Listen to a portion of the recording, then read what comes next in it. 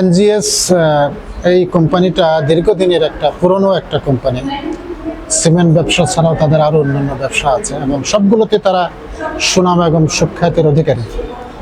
তো এই সিমেন্ট প্রস্তুতকারক হিসেবে চট্টগ্রামেও তাদের সুনাম সুখ্যাতি আছে। তো ব্যবসা করতে গেলে তো তার কম্পিটিটরদের কথা চিন্তা করতে হয়, আর কোয়ালিটিটাকে ডে টু ডে আপডেটেড রাখতে হয় এবং মার্কেট থেকে তাদের ফিডব্যাকগুলো নিতে হয়। তো তাদের প্রোডাক্টের গুণগত মান যাচাই করা, প্লাস মার্কেট থেকে ফিডব্যাক নেওয়া এবং তাদের কোয়ালিটিটা কীরকম হচ্ছে সেটা জানান দেওয়া, এই সবগুলো কাজে মোটামুটি অনেকগুলো কাজে আজকে এখানে একটা ওয়ার্কশপ হচ্ছে, প্লাস পরবর্তীতে সেমিনার হবে। আমার মনে হয় এটা একটা ভালো একটা সেশন হতে যাচ্ছে। সিমেন্টের কোয়ালিটি, সিমেন্টের আমাদের এখানে যারা ব্যবহার করে তাদের কমেন্টসের উপরে, এবং এটা আমি মনে করি অন্যান্য সিমেন্ট কোম্পানিকেও এটা অনুপ্রাণিত করবে। তো এইভাবে যদি সবাই, প্রত্যেকটা কোম্পানি তাদের প্রোডাক্টের কোয়ালিটি সম্পর্কে সচেতন হয় এবং কম্পিটিশন করে একজন আরেকজনের সাথে, এতে করে ভোক্তারা কিন্তু উপকৃত হয়। তো আমি মনে করি ভোক্তাদের গ্রহণযোগ্যতা এবং ভোক্তারা উপকৃত হওয়ার ক্ষেত্রে, সিমেন্টের কোয়ালিটি ভালো হওয়ার ক্ষেত্রে এবং এদেশে ইমারত নির্মাণ এবং কনস্ট্রাকশন ওয়ার্কগুলোর মজবুতি, দীর্ঘস্থায়িত্ব লাভের ক্ষেত্রে এই সেমিনার এবং ওয়ার্কশপ গুরুত্বপূর্ণ ভূমিকা পালন করবে।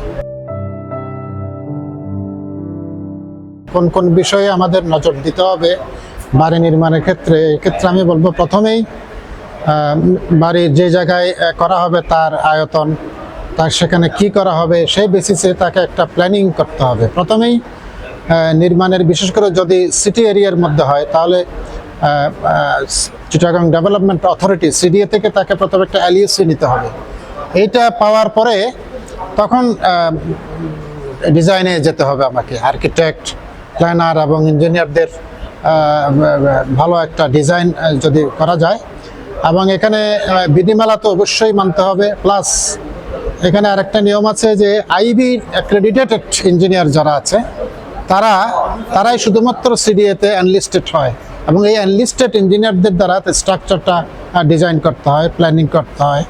তো আর্কিটেক্টদের এরকম ভালো আর্কিটেক্ট এবং স্ট্রাকচারাল ইঞ্জিনিয়ার সময়ে ডিজাইন করে সেটা আবার সিডিএতে জমা দিতে হয়।